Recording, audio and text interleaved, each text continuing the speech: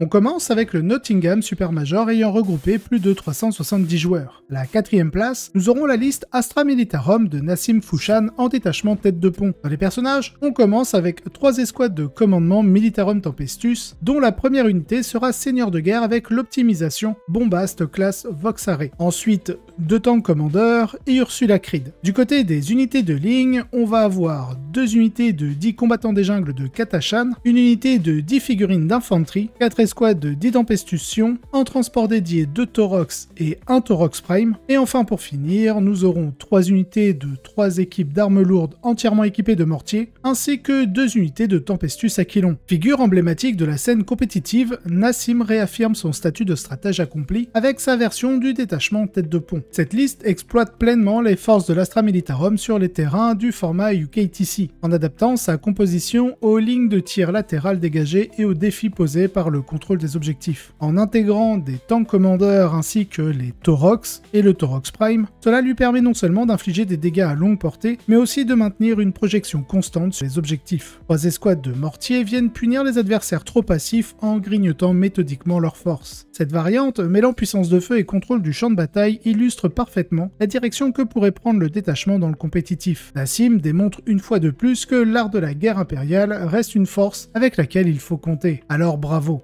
À la 3e place, nous aurons la liste Ultramarines en détachement Gladius de Josh Roberts. Les personnages, on commence avec un capitaine en armure Gravis qui portera l'optimisation de l'armure d'artificier. On rajoute un lieutenant en armes combinées, Marneus Calgar et Robot Guilliman en tant que seigneur de guerre. Ce qui est du reste de la liste, nous aurons 3 Dreadnought Ballistus, en classique des listes Space Marine en ce moment, une unité de héros de compagnie, une escouade de 5 incursors, une autre de 5 infiltrators, 3 Vindicators et enfin en unité alliée, l'assassin Calidus. Bien que similaire aux configurations Iron Storm récemment observées, la liste de Josh apporte une nuance en s'appuyant sur le détachement Gladius. Cette approche révèle une réflexion sur les besoins tactiques, particulièrement sur les terrains formatés du UKTC où la flexibilité peut primer sur une puissance de feu brute. Le cœur de la liste reste ancré dans une combinaison éprouvée. Robot Guilliman, Marneus Calgar, 3 Vindicators et 3 Dreadnought Ballistus. Cette composition, véritable test de résistance pour les adversaire domine actuellement le méta grâce à son potentiel de tir impressionnant et sa capacité à gérer une grande variété de menaces. Cependant, en optant pour Gladius plutôt qu'Iron Storm, Josh mise sur des avantages tactiques spécifiques, la possibilité d'avancer tout en tirant ou de lancer une charge avec les personnages. Ces options ajoutent une couche pouvant renverser des parties serrées, particulièrement face à des adversaires capables d'encaisser les assauts initiaux. Cette performance met en lumière l'adaptabilité des Space Marines. Grâce à cette approche, Josh illustre brillamment comment ajuster une liste de référence pour maximiser son efficacité sur le champ de bataille. Félicitations pour cette place bien méritée sur le podium.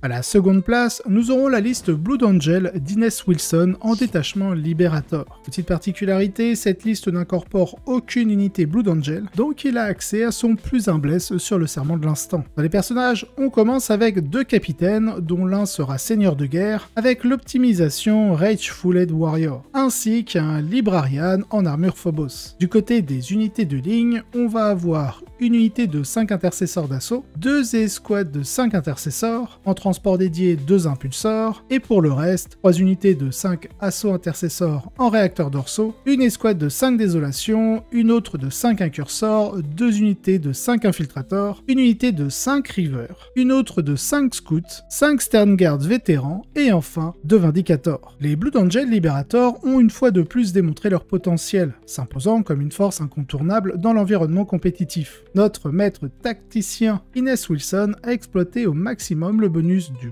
+1 pour blesser du serment, tout en s'appuyant sur de petites unités mobiles capables de projeter et d'imposer une pression permanente sur le champ de bataille. Cette configuration, que l'on peut appeler Go Wide, permet aux Blood Angel de couvrir rapidement le terrain et de menacer l'adversaire sur plusieurs fronts. Le cœur de cette liste repose sur l'utilisation des Vindicators et de l'escouade de désolation. Ces unités offrent une puissance de feu pour dégager les zones contestées et créer des ouvertures pour les assauts en mêlée. Cependant, leur succès repose sur une exécution impeccable. Avec des unités réparties pour maximiser leur impact, toute erreur de positionnement ou manque de coordination peut être exploitée par des adversaires rapides ou plus puissants en mêlée. Bien que cette fois-ci, la victoire finale leur ait échappé et les Blood Angel ont prouvé qu'ils pouvaient rivaliser avec les meilleures armées du jeu. L'approche de cette liste fait d'eux une armée à surveiller, notamment à l'approche des grands tournois à venir. Enfin, à la première place, les démons du chaos de Will Whitaker dans le détachement de la Légion de l'Excès. Dans les personnages, 2 gardiens des secrets dont l'un aura l'optimisation False Majesty. On rajoute Silesk, le masque de Slaanesh en tant que seigneur de guerre, un tourmenteur exalté sur chariot et le Transweaver. Du côté des unités de ligne, grand classique des listes démons, une escouade de 10 démonettes, une autre de 10 Plaguebearers et pour le reste, 2 unités de 6 fiens, une unité de 3 fiens, une autre de 10 veneuses et une plus petite de 5. Les démons de Slaanesh ont marqué les esprits lors de ce tournoi en s'imposant face à des adversaires redoutables. Cette performance illustre non seulement la puissance brute de cette faction, mais aussi l'efficacité d'une stratégie axée sur la vitesse, la précision et la domination du champ de bataille. Avec une liste optimisée autour d'unités rapides et meurtrières comme le tourmenteur exalté et Silesk, Will a exploité chaque opportunité pour dicter le tempo des affrontements. Le tourmenteur, avec ses attaques post-mortem, et Silesk en tant que combattant polyvalent, ont joué un rôle central dans le succès de cette armée. Dans un méta où les armées de mêlée reprennent de l'élan, les démons de Slaanesh se distinguent par leur capacité à manipuler les combats et à exploiter les failles de l'adversaire. Leur polyvalence sur des terrains ouverts, notamment ceux des tournois Games Workshop, en font une force incontournable. Alors bravo pour cette victoire, plaçant les démons de Slaanesh au centre de l'attention.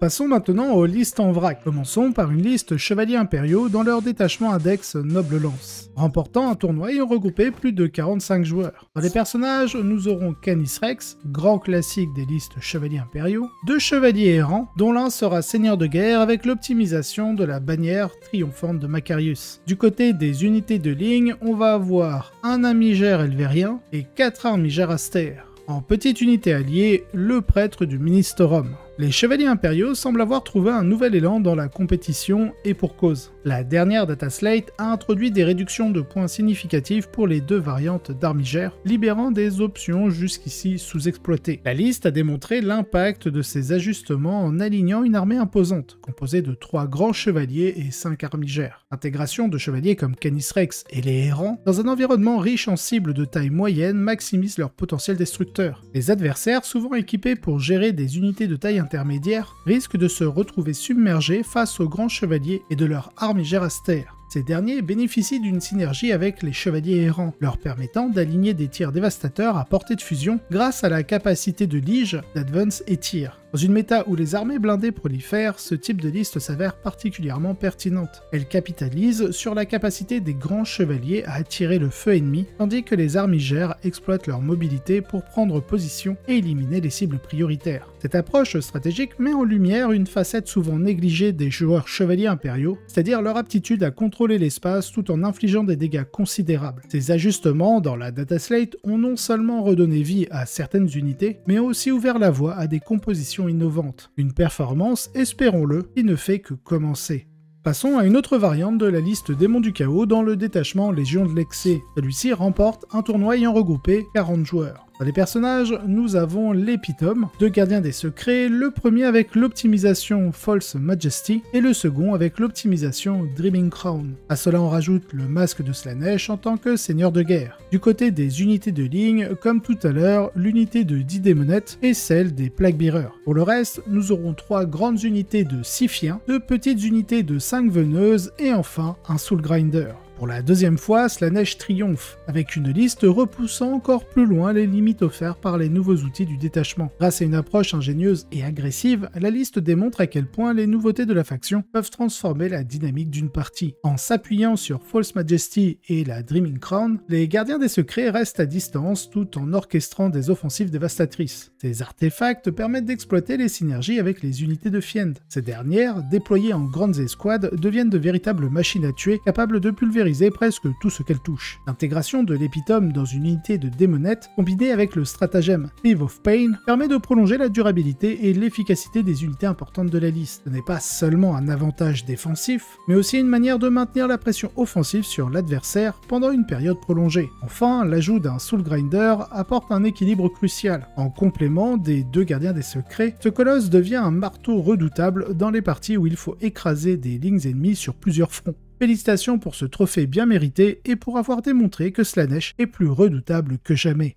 Passons à la prochaine liste remportant un tournoi ayant regroupé plus de 30 joueurs. C'est une liste Ultramarines en détachement Iron Storm. Dans les personnages, nous aurons un judiciaire avec l'optimisation Master of Machine War. Qui dit Ultramarines dit forcément en tant que seigneur de guerre Reboot Gilliman. Et enfin, on est dans un détachement Iron Storm, donc nous aurons un Tech Marine avec l'optimisation adepte de l'Omni-Messie. Dans les unités de ligne, on va avoir une simple unité de 5 intercessors. Pour le reste, nous aurons 2 Dreadnought Ballistus, une grande escouade de 6 Blade Guard, un Gladiator Reaper, une escouade de 3 Inceptors équipés de leur bolter d'assaut, une escouade de 5 Scouts, 2 Storm Speeder Hammer Strike et enfin 2 Vindicators. Alors que les listes Ultramarines continuent de dominer les classements, celle-ci parvient à se démarquer avec une touche d'originalité, introduisant une unité de judiciaire avec les Blade Guard. Ce choix permet non seulement de repousser les menaces de mêlée via le combat en premier, mais aussi de piéger efficacement les adversaires comptant trop sur des mécanismes de réduction de dégâts avec le stratagème Unbowed Conviction. Une autre inclusion notable, le Gladiator Reaper, une unité semblant parfaitement adaptée au contexte actuel, marquée par la montée des orques en brigade tactique et de l'Astra Militarum via le détachement tête de pont. Avec sa puissance de feu capable de gérer des hordes tout en restant pertinent face à des cibles blindées, il offre une polyvalence précieuse. Bien entendu, le cœur de la liste reste fidèle à la recette gagnante des Ultramarines post-Data Slate, un appui massif d'armes lourdes et la domination fournie par Reboot Gilliman. Grâce à des stratagèmes bien huilés et une synergie parfaite avec les Vindicators et les Dreadnought Ballistus, cette combinaison réduit les armées ennemies à un état de chaos en moins de 5 tours. La liste ne se contente pas de suivre les tendances, elle les enrichit, prouvant que même les tactiques les plus rodées ont encore de la place pour de l'audace. Alors mes félicitations pour cette performance.